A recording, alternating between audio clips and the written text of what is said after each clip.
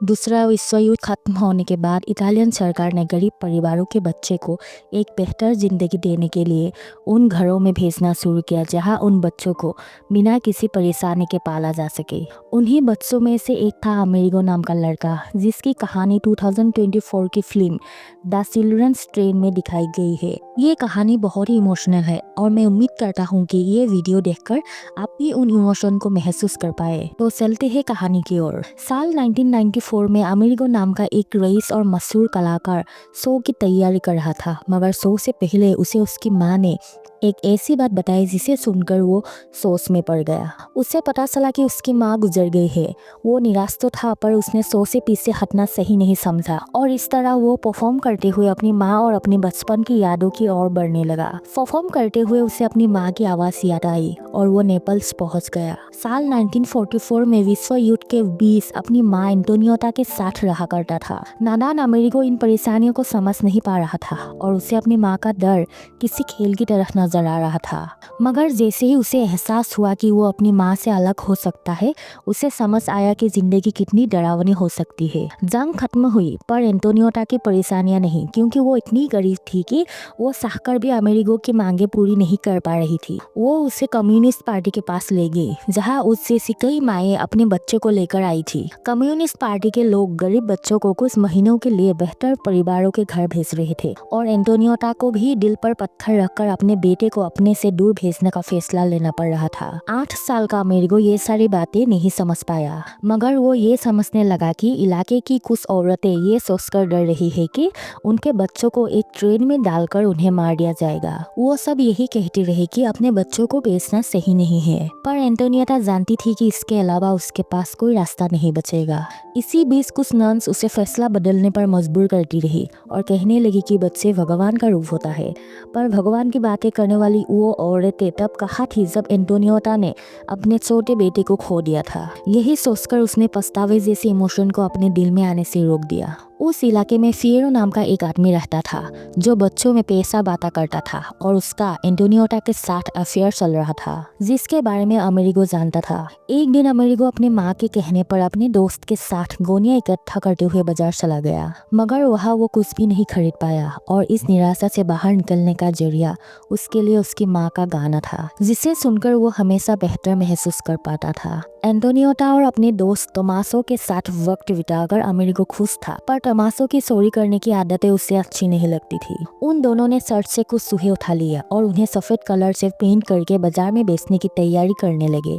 यही बात उन्होंने मारिया को बताई और कहा कि चूहे बेचकर वो इतना पैसा कमाएंगे कि उन्हें सरकार ट्रेन में डालेगी ही नहीं। एक औरत ने एक चूहा खरीद भी लिया, पर तभी बारिश की वजह से उनका प्लान पर पानी फिर गया और अमेरिगो पकड़ा गया। फिएरो की वजह से इलाके के लोगों ने उसे छोड़ तो दिया, पर अमेरिगो जानता था कि इस सब की वजह से उसे एंटोनियोटा सचमुच अपने आप से दूर कर देगी। एंटोनियोटा ने अपनी आखिरी फैसला ले लिया था, पर नाराज होने के बजाय उस रात अमेरिगो ने उसका शुक्रिया अदा किया, क्योंकि वो जानता था कि ये सब कुछ उसी की भलाई के लिए हो रहा है। सैकड़ों लोगों की भीड़ में एंटोनियोटा भी एक अच्छा परिवार ढूंढने की उम्मीद पे इंटरव्यू दे रही थी और जल्द ही अमेरिगो को दूसरे बच्चे के साथ नहलाकर ट्रेन की ओर भेजा जाने लगा। इसी बीच कई लोग ये बात फैला रहे थे कि बच्चों को रशियंस के हाथों सौंपकर उन्हें मार दिया जाएगा, और यही सुनकर सारे बच्चे डर गए। उन बच्चों के माता पिता भी डरने लगे, मगर एक औरत ने उन्हें समझाया कि उन बच्चों को गरीबी और बीमारियों से कुछ महीनों के लिए दूर रहने का मौका मिल रहा है, इसीलिए उन्हें कम से कम उन बच्चों से बेहतर जिंदगी जीने का मौका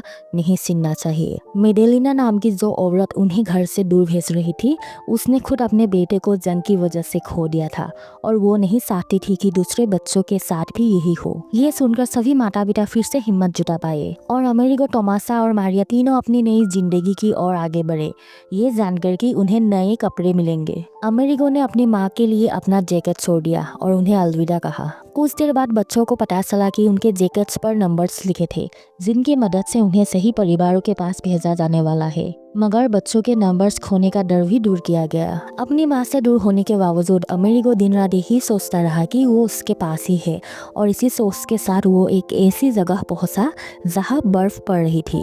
उन बच्चों को ये तक नहीं पता था कि बर्फ जैसी कोई चीज भी होती है, और उन्हें लग रहा था कि वो इलाका चक्कर से बना है। जल्द ही ट्रेन से उतरने का वक्त आ गया और नॉर्थ इटली में सारे बच्चों का स्वागत किया गया। उन सबको भरपेट खाना मिला, पर बच्चे यही सोचकर डर रहे थे कि शायद उन सबको जहर दिया जा रहा है। उनका ये डर भी दूर किया गया और वो बच्चे भरपेट खाना खा पाए। मारिया को उसका परिवार मिल गया और एक बार के लिए हिचकिचाने के बाद वो उनके साथ चली गई। सारे बच्चे अपने नए परिवारों के साथ चले गए और आखिर में तोमासा और अमेरिगो बचे। अमेरिगो उम्मीद कर रहा था कि उन दोनों को एक ही परिवार मिल जाए, पर तोमासो को भी उनके नए पिता अपने साथ ले गए। कोई भी अमेरिगो को लेने नहीं आया, इसीलिए पार्टी की एक मेंबर डरना को उसे अपने साथ ले जाना पड़ रहा था। डरना ऐसा नहीं करना चाहती थी, इसीलिए नाखुश होकर वो उसे अपने साथ ले जाने लगी। डरना अकेले रहती थी, इसीलिए उसे एक परिवार संभालने के बारे में कुछ भी नहीं पता था। अब ना अमेरिगो के पास उसकी माँ थी और ना ही डरना एक माँ जैसी बर्ताव कर पा रही थी, पर अमेरिगो की जीत की वजह से वो कोशिश कर रही थी। ये दुनिया अमेरिगो के लिए बिल्कुल नई थी, इसीलिए उसे बेहतर महसूस कराने के लिए डरना उसे अपने भाई के घर ले गई। पर डरना का छोटा भांजा लुसियम इस नए लड़के की मौजूदगी से खुश नहीं था। उसके बड़े भाई लिबो के साथ वक्त बिताकर अमेरिगो नई चीजें सीखने लगा, पर उसका अकेलापन अब भी दूर नहीं हो रहा था। उसने वो एप्पल भी नहीं खाया था जो उसकी माँ ने उसे दिया था, ताकि उसे लगे कि वो उसके पास ही है। मगर वो चाहता था कि डरना उस पर ध्यान दे। डरना ने समझाया कि वो बच्चों के बारे में कुछ नहीं जानती, पर अमेरिगो का कहना था कि उसकी माँ भी बिल्कुल डरना जैसी है और वो भी कहा करती थी कि उन्हें बच्चों को संभालना नहीं आता। कुछ दिन उसी घर में रहकर अमेरिगो को डरना के बॉयफ्रेंड के बारे में पता चला, जो एक क्रांतिकारी हुआ करता था और जिसे जर्मन्स ने बहुत बुरी मौत मारा था। उसी की मौत के बाद डरना खुश रहना भूल गई है। उसी दिन अमेरिगो को लगा कि उसे चोर समझकर एक ओवन में जलाकर मार दिया जाएगा, मगर डरना ने ये गलतफहमी दूर की और उसे स्कूल में ले गई। लुसियम और अमेरिगो की एक दूसरे से बनती नहीं थी, फिर भी उन दोनों को साथ रहना पड़ रहा था। मगर जब दूसरे बच्चों ने अमेरिगो का मजाक उड़ाया तो उसे बचाने के लिए लुसियम ही आगे आया। धीरे धीरे अमेरिगो को सब कुछ मिलने लगा, सिवाय डरना के प्यार के। मगर डरना भी जल्द पिघल गई और अमेरिगो को माँ का प्यार देना सीखने लगी। डरना के भाई ने अमेरिगो को वायलेंस सिखाना शुरू किया और ये देखकर लुसियम को जलन महसूस हुई, क्योंकि उसे म्यूजिक पसंद नहीं था। अचानक एक औरत वहां आकर अमेरिगो को उसकी गरीबी का एहसास दिलाने लगी और तब अमेरिगो ने कहा कि वो बड़ा होकर एक म्यूजिशियन बनेगा। कुछ दिन बाद रोजा नाम की एक लड़की को स्कूल में लाया गया, जो अमेरिगो की तरह नेपल्स से आई थी और उसे देखकर लुसियम उसे पसंद करने लगा। रोजा एक ऐसी लड़की थी जो भीख में अच्छी जिंदगी नहीं चाहती थी और उसकी बात सुनकर अमेरिगो को भी लगने लगा कि उसे ये जिंदगी भीख में मिली है। मगर डरना ने उसे समझाया कि वो दिल से अमेरिगो की माँ बनना चाहती है। डरना की यही बात सुनकर अमेरिगो खुशी खुशी उस परिवार का हिस्सा बनने के लिए तैयार हो गया।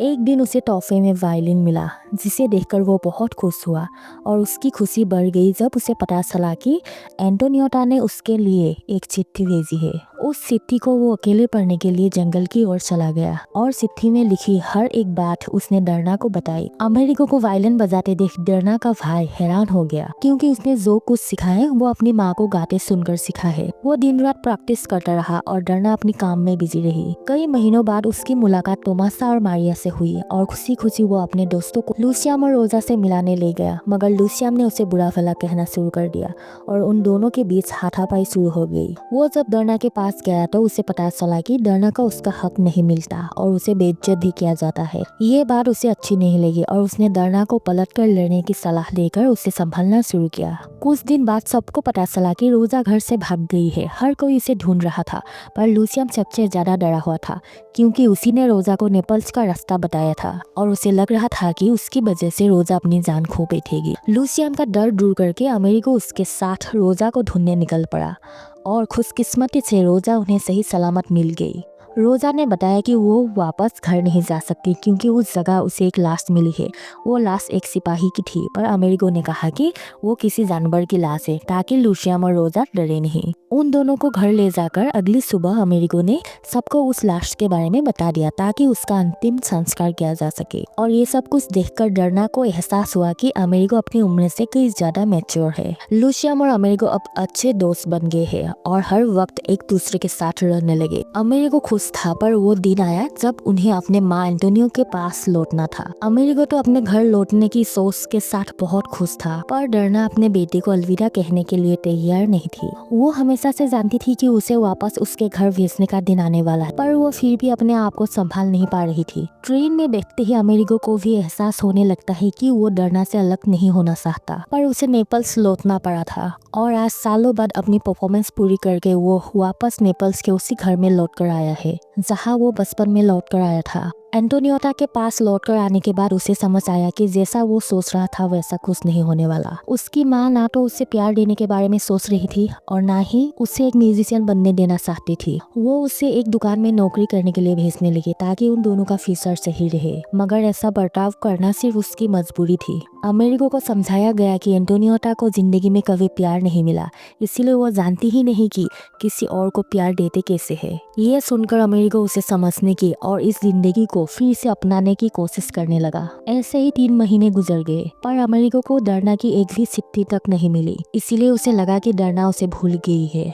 वो एंटोनियोटा से पूछने लगा कि उसके लिए कोई चिट्ठी आई है या नहीं, पर एंटोनियोटा को सिर्फ इस बात की फिक्र थी कि अमेरिको काम कर रहा है या नहीं। अमेरिको को सिर्फ काम करने का इजाजत मिल रहा था और म्यूजिशियन बनने का उसका सपना उससे दूर जा रहा था, मगर वो चुप बैठने वालों में से नहीं था। वो जानता था कि डरना ने उसे चिट्ठी भेजी होगी, इसीलिए सच जानने के लिए वो मेडेलिना के पास चला गया, जिसका कहना था कि एंटोनियोटा ने कभी चिट्ठियां लेने आई ही नहीं और उसने अमेरिको को डरना की भेजी बहुत सारी चिट्ठियां दी जिन्हें एंटोनियोटा अमेरिको से छुपा कर रखना चाहती थी। ये सब कुछ जानकर अमेरिको का दिल टूट गया और जब उसने एंटोनियोटा से इस हरकत का कारण पूछा तो उसे ये भी पता चला कि एंटोनियोटा ने उसका वायलिन गिरवी रख दिया है। अमेरिको अपने माँ से नफरत करने लगा था, इसीलिए एक दिन उसे बिना बताए अमेरिको उस ट्रेन में चला गया जो उसे डरना के पास ले जाएगी। उस दिन अमेरिको ने अपनी माँ और नेपल्स को हमेशा के लिए अलविदा कर दिया और लौटकर तब आया जब उससे मिलने के लिए उसकी माँ जिंदा तक नहीं। आज घर लौटने पर उसे पता चला कि एंटोनियोटा ने जिस दुकान में उसका वायलिन गिरवी रखा था उसी दुकान से वो वायलिन खरीद कर वापस अपने पास ले आई थी। और यही जानकर अमेरिको अपने आंसू नहीं रोक पाया। वो जिस दिन डरना के पास लौट कर आया था उसी दिन डरना ने एंटोनियोटा से बात की थी।